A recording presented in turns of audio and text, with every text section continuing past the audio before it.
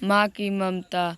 मैं रूम में अपने किसी काम में व्यस्त था, तभी किचन से अपनी माँ और बीवी की आवाज़ सुना। मेरी बीवी माँ को खड़ी खोटी सुना रही थी। शायद माँ ने दूध फ्रिज से बाहर रख दिया था, जिससे दूध फट गई थी। माँ बस यही कह रही थी कि उसने गलती से दूध बाहर छोड़ दिया, और मेरी बीवी उन्हें डांटे लगा रही थी क्योंकि उससे मेरे लिए चाय बनाना था, पर दूध फटी देख वो बौखला गई थी। मैं ये सब सुन रहा था, पर काम में व्यस्तता के कारण अपने काम में लग गया। ये कोई नई बात नहीं थी, सुलेखा की आदत सी हो गई थी माँ को खड़ी खोटी सुनाना। मैं भी सुलेखा की देखा देखी में कभी कभी माँ को डांट दिया करता था, और हमेशा उन दोनों के बीच में सुलेखा का ही पक्ष लेता और माँ को डांट देता था। आज जब मैं 3 दिन बाद घर आया तो माँ मेरे पास आकर अपने आंचल से मेरे मुंह को पोंछते हुए बोली, बेटा खाना लगा दूँ? दूर से आया है, थक गया होगा। ला अपना पैर दे, जूता उतार देती हूँ। माँ मैं चुपचाप माँ को देख रहा था और वो मेरे जूते को उतार रही थी। मैंने माँ से पूछा, सुलेखा कहाँ है? तो उसने कहा, वो तो अभी अभी बाहर गई है। मुझे बताई कि तुम कुछ देर में आने वाले हो, और कहकर चली गई। सुलेखा अपने माँ को देखने गई थी। उसने मुझे पहले ही बताया था उसके माँ की तबीयत खराब है, पर मुझे समझ में नहीं आ रहा था कि वो मेरे साथ भी तो जा सकती थी। मैं 3 दिन के बाद आया हूँ, पर वो मुझसे मिलने को भी नहीं रुकी। यही सब मेरे दिमाग में चल रहा था।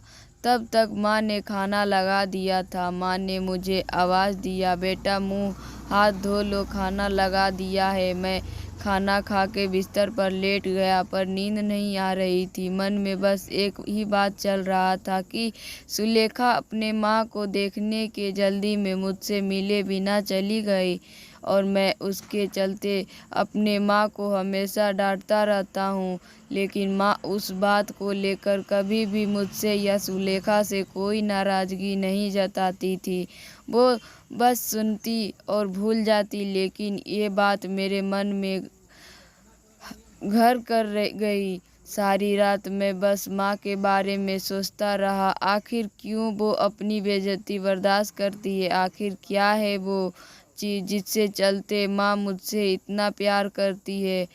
क्यों हमेशा मेरी चिंता करती है? क्यों वो सुलेखा की बातों का जवाब नहीं देती है? क्यों क्यों और ना जाने कितने ही क्यों मेरे मन को झकझोर रही थी। मैं सुबह माँ को सबसे पहले यही पूछा, आखिर कौन सी बात है जिसके चलते तुम इतना सब सहती हो और उफ तक नहीं करती? मैं माँ की बातों को सुनकर दंग रह गया। आज मुझे पता चल गया उस क्यों का कारण क्या है। माँ ने बहुत ही सहज भाव से कहा था, पर उनकी वो बातें मुझे आज से रूबरू करवा गया। उन्होंने कहा, बेटा अब मेरा ज़िंदगी तो कट गया, बस तुम्हारी चिंता हमेशा सताती रहती है। मैं तो 2-4 दिन का मेहमान हूँ, पर मेरे चलते तुम दोनों में अनबन ना हो, यही भगवान से दुआ करती हूँ। तुम दोनों खुश रहो, आबाद रहो, इससे ज़्यादा एक माँ के लिए क्या हो सकता है? यह कहकर वो किचन चली गई और जाते जाते कह गई, तू इतना सोच मत, सर दर्द करेगा। मुझे मेरे सारे क्यों का जवाब मिल गया था। ये सब माँ की ममता ही है।